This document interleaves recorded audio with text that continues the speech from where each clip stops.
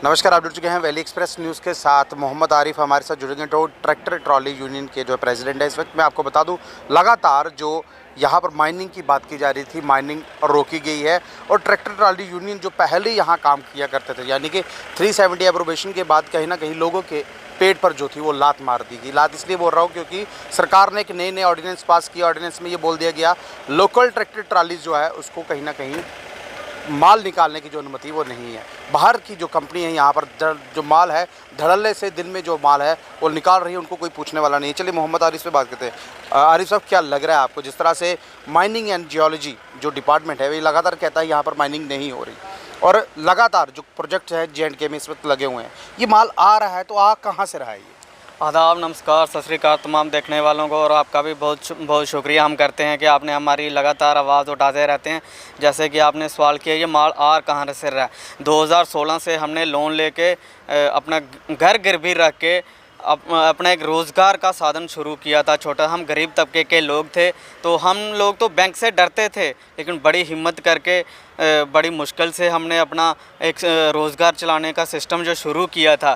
तो हम अच्छा भला हमारा परिवार चल रहा था, सभी का चल रहा था। जो गरीब तबके के लोग थे, जो मकान बनाने की हिम्मत सोचते थे नहीं कि पक्की छत मिले हमें, लेकिन वो भी कहीं ना कहीं सोचते थे कि चलो मटेरियल सस्ता है या माल जो है चल रहा है, उनका भी जो मकान बनाने का सपना था वो पूरा होता था। लेकिन आज की डेट में महंगाई के इस अंधाधुंध दौर के दौरान आपने देखा कितने गरीब जो परेशान है। केंद्र सरकार तो बोलती है, बड़े बड़े दावे करती है कि जो हमारी प्रधानमंत्री आवास योजना है आप उसको लीजिए। वो कहाँ से लीजिए? वो बोलते हैं कि जब गरीब से हम माल फेंकने जाते हैं, कहते हैं इतने का तो बेटा हमारा 1,20,000 में तो खाली रेता बजरी आ रहा है, इतना महंगा। हम 1,000 रुपये में फेंकते थे, लेकिन सरकार ने ऐसे ऐसे ऑर्डर लाए, ऐसा सिस्टम अपना दिया जहाँ पे जम्मू कश्मीर के अंदर, ज़्यादा खासकर जम्मू प्रोविंस के अंदर, कि आपको वही 1,000 रुपये की ट्राली आज 3,000 रुपये में रेत की मिल रही है। आपको रोकना चाहूँगा, जिस तरह से इस पहली जो क्रैशर्स जिस तरह से चलते थे, ये अपने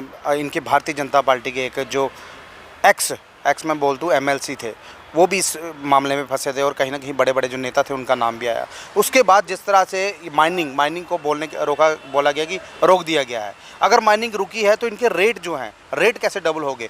यानी कि गरीब आदमी, जिस तरह से आप बोल रहे हैं 1,000 रुपये की 1,200 की हम ट्राली फेंकते थे, अब वही ट्राली 3,500 4,000 में जा रही है। यानी कि जो डबल रेट है, जो मुनाफाखोरी है, वो सीधा सीधा भारतीय जनता पार्टी के पालने में जा रही है। देखिए, जो आप बोल रहे हो महंगाई है, वहाँ से रेता निकल रहा है, वहाँ से बजरी आ रही है, सब कुछ चल रहा है। जो क्रैशर लगे थे, प्लांट लगे थे, अच्छी बात थी। वहाँ पे काफ़ी गरीब तबके के लोग ही लेबर वाले काम करते थे, कोई रसूखदार या अमीर तो करते नहीं थे। वो XMLC ने एक आवाज़ उठाने की कोशिश की, लेकिन उस आवाज़ को दबा दिया गया। किसके प्रेशर के तहत किया उन्होंने, ये नहीं हमें पता, लेकिन वो अपना उनका सिस्टम होगा। तो हमारा यही मुताबला है कि जो माइनिंग बोल रहे हैं डिपार्टमेंट के, रोक दी गई है, रुकी तो नहीं है। हम तो चाहते हैं जहाँ तो बिल्कुल रोक दी जाए, लेकिन जहाँ तो बिल्कुल खोल दी जाए, जो रेत बजरी जैसे मिलता था। आपसे मैं पूछूंगा, 15 से ज़्यादा जो क्रैशर है वो जम्मू सिटी में आज भी ऑपरेट हैं। हर एक महीने के बाद एक क्रैशर को 12,000 का जो चलान है वो कर दिया जाता है, लेकिन रात के वक्त में ये क्रैशर सारा काम कर रही है। ये माल देखिए आ तो तवी से ही रहा है ना, क्योंकि तवी को ये बताया गया था कि जो मिनरल्स के लिए पत्थर रेत बजरी है जो उसको बचाया जाएगा। कितना बचाया जा रहा है? देखिए, जो तवी का ये बोल रहे हैं कि बचाने का सिस्टम है, इससे तो जो सबसे पहले मैं बता देना चाहता हूँ, इससे सबसे बड़ा जो नुकसान होगा, 2014 में आपने देखा कितना बड़ा फ्लड आया।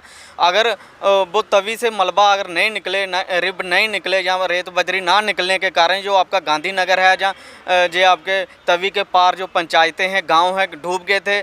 वो भी चिल्लाए काफ़ी, लेकिन उनकी सरकार ने एक नहीं मानी। फ्लड कंट्रोल डिपार्टमेंट ने लिख के दिया हुआ है कि हमारी उसके बाद कोई रिस्पॉन्सिबिलिटी नहीं होगी, जब तभी में फ्लड आएगा तो ये लोग बह जाएंगे। तो इससे सीधा सीधा दिखाई दे रहा है। यानी कि लगता था कि जब उसमें से माल निकाला जाता है तो पानी का लेवल है वो नीचे चला जाएगा, अब जो लेवल ऊपर आएगा, क्योंकि माल तो निकाला ही नहीं जा रहा, ये उनका कहना है। बहरहाल थोड़ा बहुत निकल रहा है, लेकिन रेट जो है वो डबल है इस वक्त।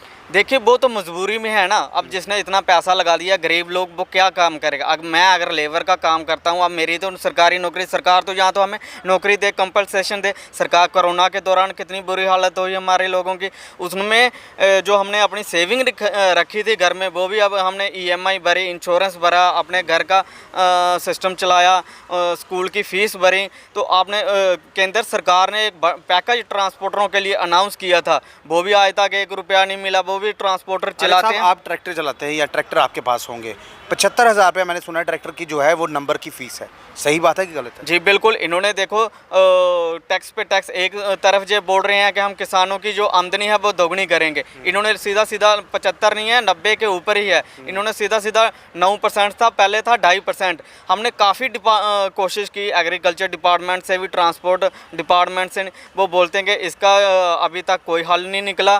तो हम जे सीधी सीधी एक ट्रैक्टर वालों को मार है, जो ट्रैक्टर डीलर हैं वो भी काफ़ी भटक रहे हैं। वो भी बोल रहे हैं कि हमारा जो अपना सेल थी, वो जो हमारा रोज़गार चल रहा था एक किस्म का, वो भी हमारा ही जो कम हो गया। तो हमें समझ नहीं आ रही है जो जम्मू कश्मीर में बन क्या रहा है। एक तरफ जो हमारे पॉलिटिकल लीडर हैं या ओपोजिशन पार्टियां हैं वो प्रोटेस्ट करते हैं बड़े बड़े नेशनल मुद्दों पे। भाई हमारे बारे में कौन बोलेगा? इलेक्शन के टाइम अभी आप देखो कोई नहीं बोल रहा है। बिजली की इतनी प्रॉब्लम है और कितनी प्रॉब्लम जो आप देख रहे हैं कि रोज़ नंगा नाच हो रहा है जम्मू की सड़कों पर। हर मुलाजिम जो गवर्नमेंट का मुलाजिम है वो भी प्रोटेस्ट करने पे तैयार है, लेकिन वो भी मजबूर हो गया प्रोटेस्ट करने पे। इन्होंने ऐसी ऐसी पॉलिसीज, ऐसे ऐसे अरे साहब, सिस्टम। आप भारतीय जनता पार्टी के किसी कार्यकर्ता या बड़े लीडरों से मिले? क्योंकि आपकी ट्रैक्टर ट्रॉली की जो प्रॉब्लम चल रही थी, कहीं ना कहीं गुलाम नबी आज़ाद से आप मिले, उसके बाद क्या निकला, क्या है? देखिए, हम जितने भी स्टेट प्रेसिडेंट हम कोशिश कर रहे हैं लगातार 1 बाय 1 उनको मेमोरेंडम देने की, लेकिन जिनके पास जा रहे हैं अभी तक हमारी आवाज़ किसी ने, बीच बीच में 1-2 बार जिनसे हम मिले उन्होंने आवाज़ हमारी उठाई, लेकिन जितने पुरजोर तरीके से हमारी आवाज़ उठानी चाहिए थे इन पॉलिटिकल पार्टीज़ के लीडरों ने, उतनी पुरजोर तरीके से इन्होंने नहीं उठाई। इसका हमें थोड़ा सा रोष है। नेशनल हाईवे का काम यहाँ पर लगा हुआ है और फ्लाईओवर यहाँ पर बन रहे हैं। अगर ट्रैक्टर ट्रॉली यानी कि जम्मू कश्मीर की जो चलती थी, अगर वो इनमें काम करते, थोड़ी बहुत राहत मिलती, काम मिलता। क्योंकि भारतीय जनता पार्टी के बड़े बड़े लीडर ये बोलते हैं कि जम्मू कश्मीर जो है प्रगति की तरफ चल रहा है, खुशहाली की तरफ चल रहा है। काम जो है दिल्ली, मुंबई, कलकत्ता की जो कंपनी है वो यहाँ कर रही है। क्या सही बात है ये? देखिए, जो रिंग रोड का प्रोजेक्ट चल रहा है आपके सामने, इन्होंने सारे अपनी मशीनरी ले वहाँ से, एक भी जम्मू का मुलाजिम लड़का नहीं है, मुझे बता दें। हम चैलेंज करते हैं अगर जम्मू का एक भी बच्चा उसमें रोज़गार मिला। एयरपोर्ट में देख लिए पूरा बनकर तैयार हो गया। 4th ब्रिज जो आप देख रहे हैं वो भी, वहाँ पे भी इन्होंने काम किया। उसके बाद तवी रिवर फ्रंट का, जहाँ पे ये बोल रहे हैं बैन है तवी में, बिल्कुल माइनिंग बैन है, तवी के बीच में हमें जाने नहीं दिया जाता। हमें वहाँ पे एंट्री करने का, तवी के अंदर जाने का लाख रुपया जुर्माना है। तवी रिवर फ्रंट कैसे चल रहा है? उसके बाद जो तवी के अंदर रिंग रोड का पुल बन रहा है, वहाँ पे क्यों नहीं रोक रहे हैं? ये गरीब लोगों को रोकते हैं, ये रसूखदार लोगों को नहीं रोकते। यानी कि ये सही बात है कि पंजाब की जो बड़ी बड़ी माइनिंग कंपनियां हैं वो यहाँ पर आकर बैठ गई हैं, कुछ चनाब में, कुछ तवी के अंदर। देखिए, इन्होंने पूरा कब्जा जम्मू प्रोविंस के अंदर कर लिया हुआ है। धीरे धीरे जो आगे बढ़ रहे हैं। आपने देखा जो रावी के अंदर कितनी बुरी हालत कर दी है। रावी पूरी उठा के हमारे पंजाब वाले, हिमाचल वाले, हरियाणा वाले लेके चले गए, लेकिन वहाँ पे जी नहीं जाते। वहाँ पे रेट क्यों नहीं बचती है? आज जाके वहाँ पे भी अगर हमारे गरीब ट्रैक्टर वाले जाते हैं तो बोलते हैं जी आप माफिया हैं। जे माफिया शब्द लाया किसने है? और हम पूछना चाहते हैं, क्या हम गरीब लोग, जो वोट देने वाला जम्मू कश्मीर का निवासी आज वो माफिया बन गया?